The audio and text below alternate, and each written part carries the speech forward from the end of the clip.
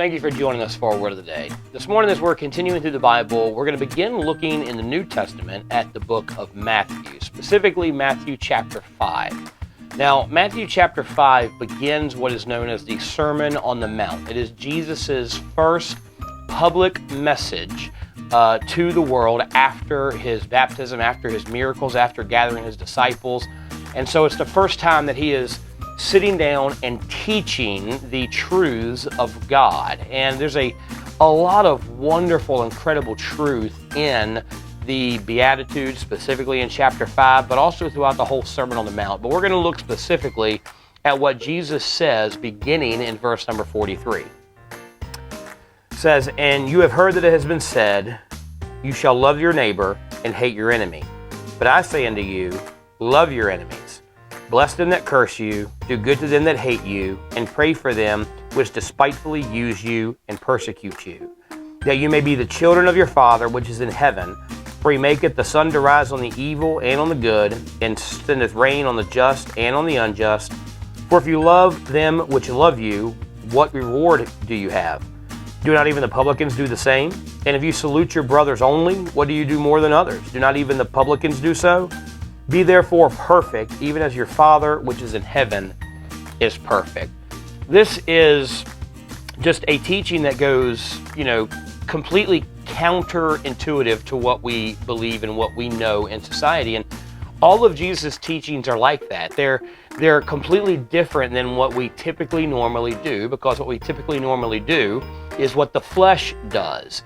And he is explaining what the life of a believer is like. And he says, look, everybody loves their friends.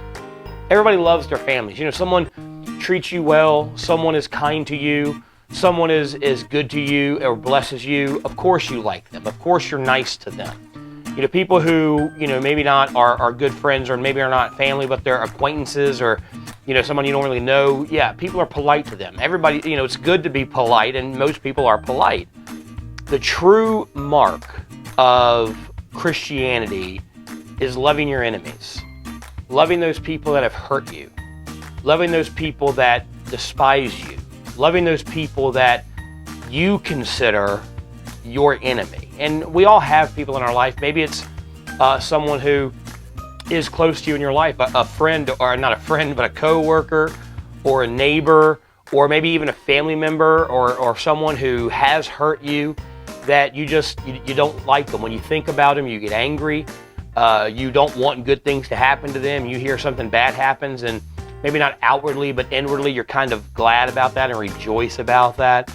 Maybe it's a group of people who you just think, they are your enemy. They are what is wrong with the world. Or maybe it's a public figure, a politician, who you just despise their policies and their procedures, and so you look at them as the enemy, and you don't really care about them. You don't pray for them for good things, or try to bless them, or be good to them.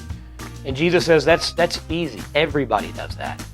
The true mark of a follower of Jesus is someone who has hurt them, someone who has rejected them, someone they don't agree with, someone they don't like, that they still love them like Christ loved us. They still pray for them for good things to happen. Pray for them and try to bless them and be good to them. Because that's what Jesus did for us. We were born enemies of God. We were rebels. We rejected him. We spit on him. We beat him. We crucified him. We killed him on the cross. And when he was hanging on the cross, he prayed to the Father, "Father, forgive them. They don't know what they're doing."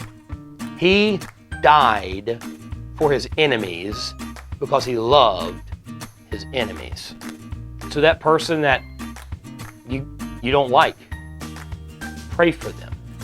Try to bless them. That person that has hurt you. And look, I know a lot of people have been hurt severely by people that shouldn't have done that. I personally have experienced that in my own life. So I know that there are people who have hurt you so severely that for your own mental well-being, for your own spiritual well-being, you can't be a part of their life. You can't be around them.